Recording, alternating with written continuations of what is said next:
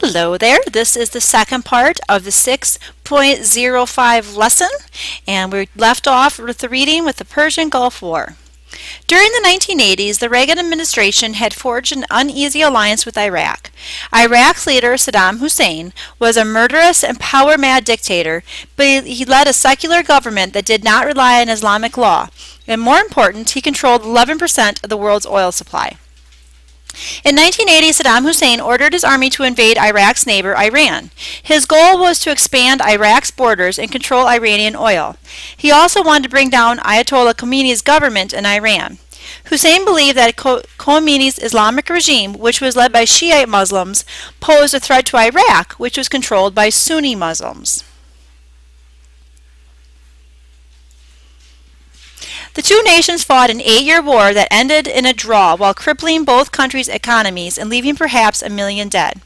During the Iran-Iraq War, the United States and other Western nations sold arms to Iraq and gave it economic aid in hopes of preventing the spread of Ayatollah Khomeini's Islamic Revolution from Iran and in hopes of maintaining some influence in the unstable but oil-rich region. In 1990, however, the relationship came to an abrupt end. In August 1990, Hussein sent 140,000 troops into Kuwait, Iraq's oil-rich neighbor. He justified his aggressive action by claiming that Kuwait had once been part of Iraq, and thus, as Hussein reasoned, should be again. After the invasion, he amassed large numbers of troops on the border between Kuwait and Saudi Arabia. Here, let's look at the map here before we read on.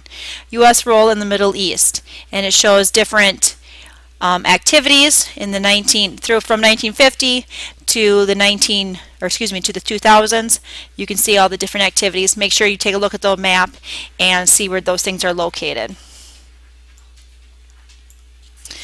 Hussein's unprovoked aggression marked a sharp threat to Western oil interests. With Kuwait's reserves, he would control 1/5 of the world's petroleum supply. Saudi Arabia held another 26%. At the request of the Saudi government and with the United Nations approval, the United States forged an international coalition of 39 countries to confront Iraq if it refused to withdraw from Kuwait. The coalition included such Middle Eastern neighbors as Egypt, Syria, and Saudi Arabia, plus Pakistan and others. King Fahd of Saudi Arabia asked the United States to station ground and air forces in his country. The U.S., eager to protect Saudi oil, sent troops and gave the Saudis assurances that the Americans would leave when asked. The UN gave Hussein a deadline. If he did not withdraw from Kuwait by January 15, 1991, he would face the coalition's 700,000 troops. Hussein refused to budge. On January 16th, the United States undertook Operation Desert Storm, which began with a devastating bombing campaign of Iraq military posts, government buildings, oil refineries, and key roads and bridges. The bombing destroyed Iraq's power grid and obliterated its defenses. After the 39-day air offensive, American General Norman Schwarzkopf led the coalition forces in a ground assault.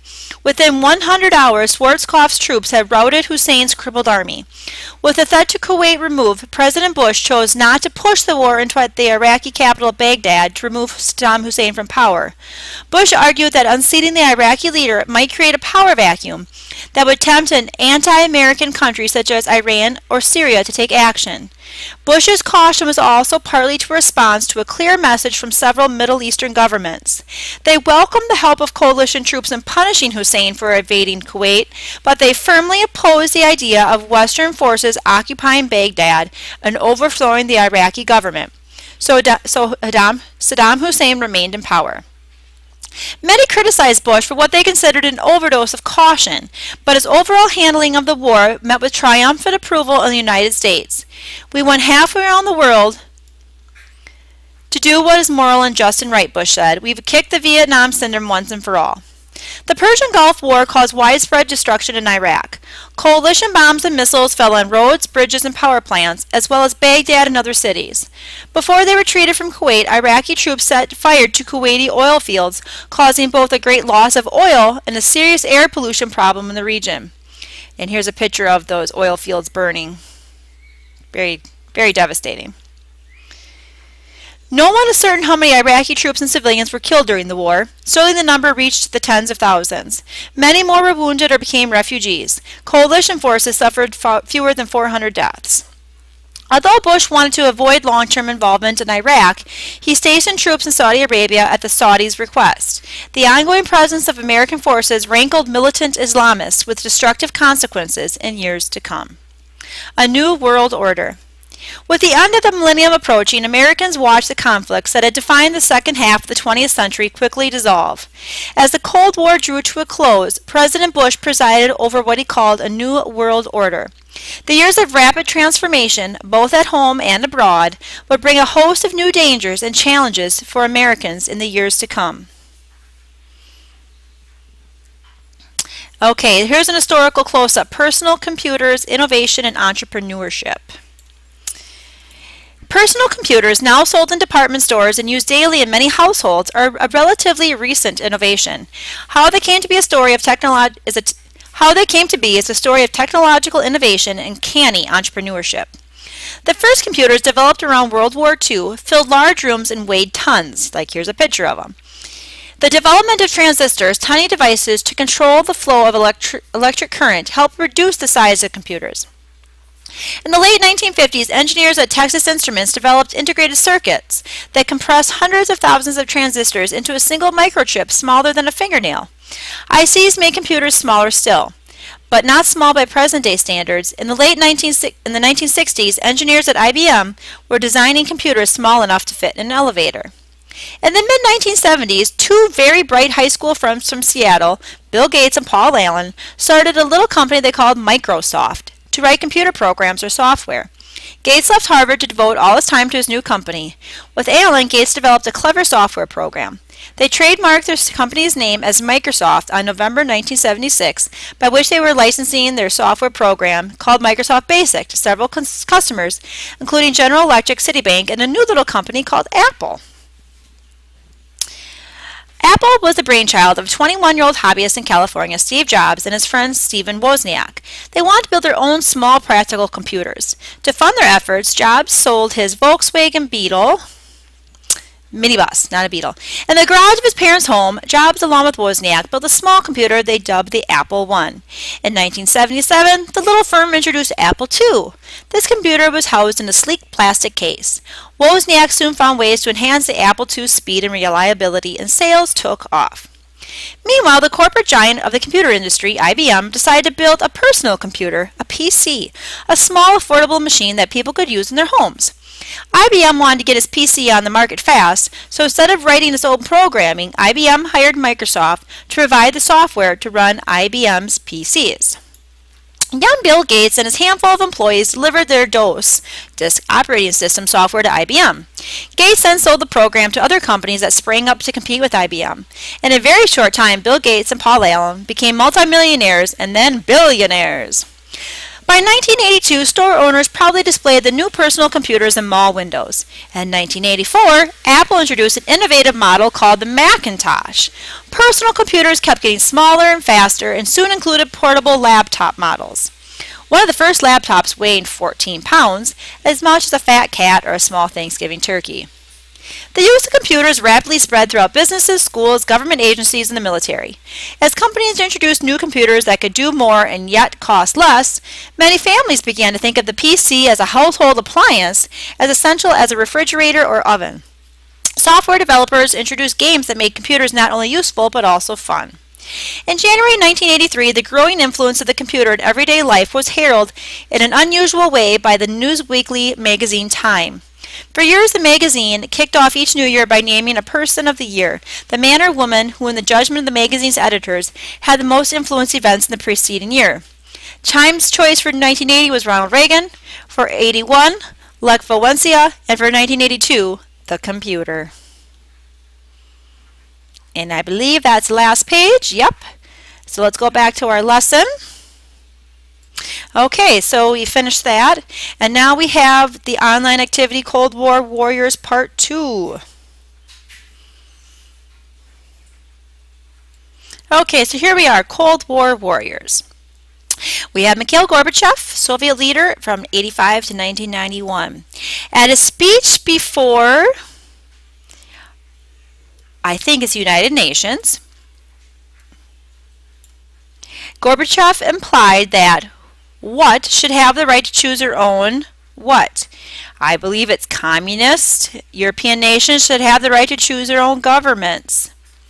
3 years later, he signed a decree that officially abolished the USSR. Let's check. In his 1998 speech at the United Nations, Mikhail Gorbachev said, "Our country is undergoing a truly revolutionary upsurge. The process of restructuring is gaining pace. Under the badge of democratization, restructuring has now encompassed politics, the economy, spiritual life, and ideology." Okay, let's move on to the next one. George Herbert Walker Bush, U.S. President from 1988 to 1992. President H.W. Bush and Mikhail Gorbachev signed a treaty to cut nuclear arsenals by roughly 40%. Bush launched military action that captured Manuel Noriega of Panama. When Iraq invaded Kuwait, he ordered troops to Kuwait in Operation Desert Storm. He witnessed the fall of the Berlin Wall and the end of the Soviet Union. In a speech to the American people in 1991, George H.W. Bush said, "We have in this past year made great progress in ending the long era of conflict and Cold War. We have before us the opportunity to forge for ourselves and for future generations a new world order, a world where the rule of law, not the law of the jungle, governs the conduct of nations."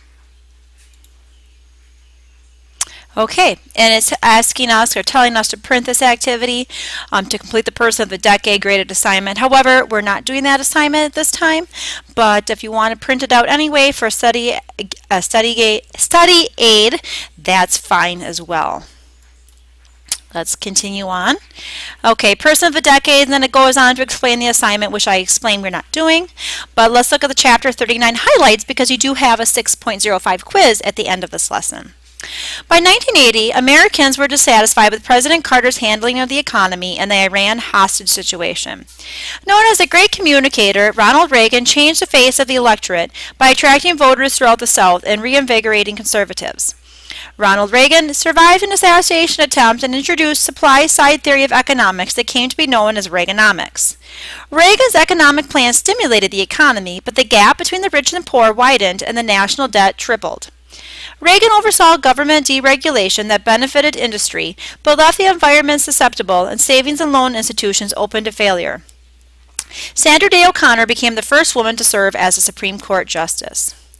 Reagan vigorously opposed communism, called for increased military spending, and worked with Soviet leader Gorbachev to ease Cold War tensions.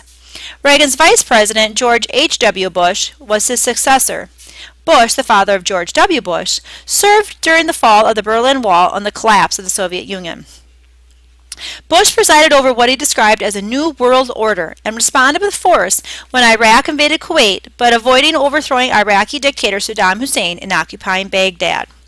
Entrepreneurs Bill Gates and Steve Jobs made computers accessible to schools, homes, and businesses. And then don't forget to take your 6.05 quiz. Best of luck on your quiz and finishing up today's lesson.